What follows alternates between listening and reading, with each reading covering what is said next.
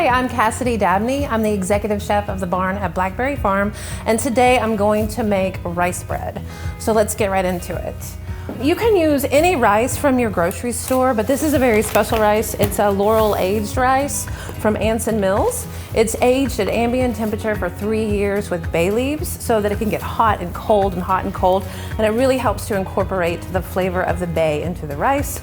If you're not gonna go and get the Anson Mills rice, I recommend a basmati or a jasmine. Any kind of aromatic rice will do. So super simple. You need to take 2 cups of whatever aromatic rice you're going to use and put it into a blender. If you don't have a blender, a really nice blender at home, you can certainly use your coffee grinder too. So I'm going to put a lid on this and blend it until it forms a vortex. And then once the vortex is formed, you go ahead and let it blend for about 30 seconds.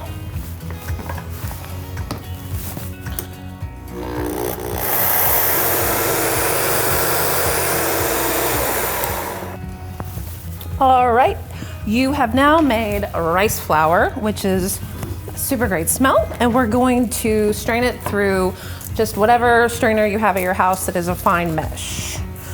Go ahead and pour that in there.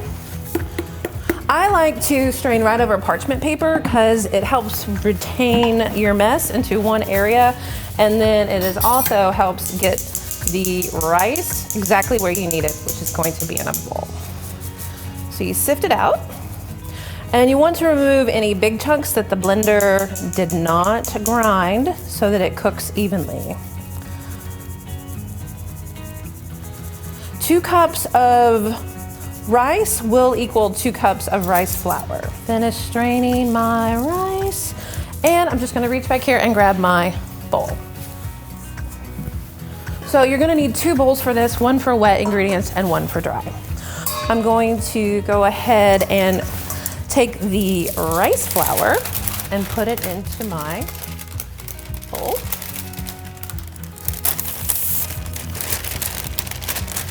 Easy. In the rice flour, I'm going to put 1 tablespoon of iodized salt, a teaspoon of baking soda, and a teaspoon of baking powder. We're going to mix these dry ingredients up. And then while we are mixing our batter, we're going to get our cast iron pan hot. You could leave this pan in a 425-degree oven for about 20 minutes to get it hot, but I really like to watch it bubble up when you put the batter in. So we have our dry ingredients here. And then next we're going to mix our wet ingredients. I have 2 cups of the Cruz Farm buttermilk, and you're gonna wanna use a rubber spatula here because you need every last bit of that delicious buttermilk. 2 eggs. Parchment gets to be reused to keep your counters clean, which is also another great tip. And then we're going to whisk our wet ingredients together. Our pan is starting to get hot, and I'm gonna go ahead and add about 1/4 stick of butter to 1/2 stick of butter. Your call. If you don't wanna use butter, you can certainly use olive oil here, and it really makes for like a focaccia kind of quality flavor in the bread. So we're gonna let that get super hot, and we are going to incorporate our wet ingredients into our dry.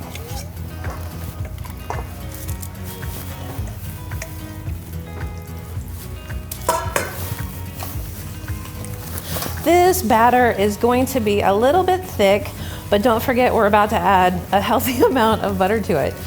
So that's gonna be fantastic. I like to make this bread at home if you want something a little different. It toasts really well if you, say, can't have gluten, because it is a gluten-free bread, and it makes a great sandwich as well as just toast for breakfast. Okay, our butter is starting to melt. We're going to pour the majority of it into the batter, leaving just a little in the pan to keep it from sticking. Whisk in the butter, and it'll go there, it'll go in, and then we are going to pour the batter into our hot skillet.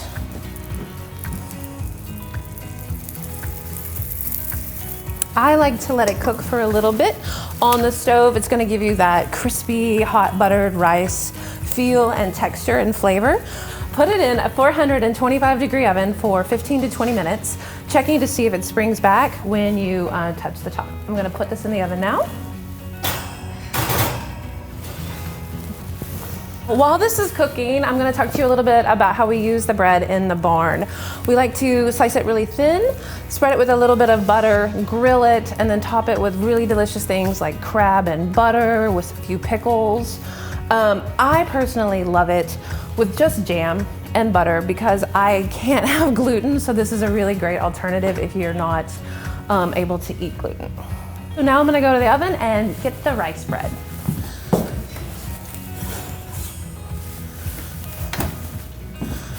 Ooh, voila. So you can see that it springs just a little bit back, a little firm.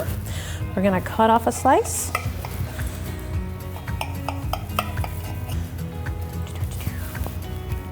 Beautiful rice bread with some banner butter. This is a fantastic butter coming out of North Georgia. A little bit of that. And one of my favorites, apple butter, smeared on top.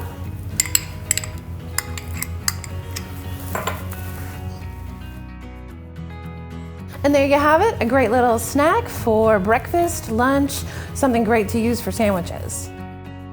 Well, thanks for watching, and if you'd like to see more videos like this from the chefs at Blackberry, please like and subscribe.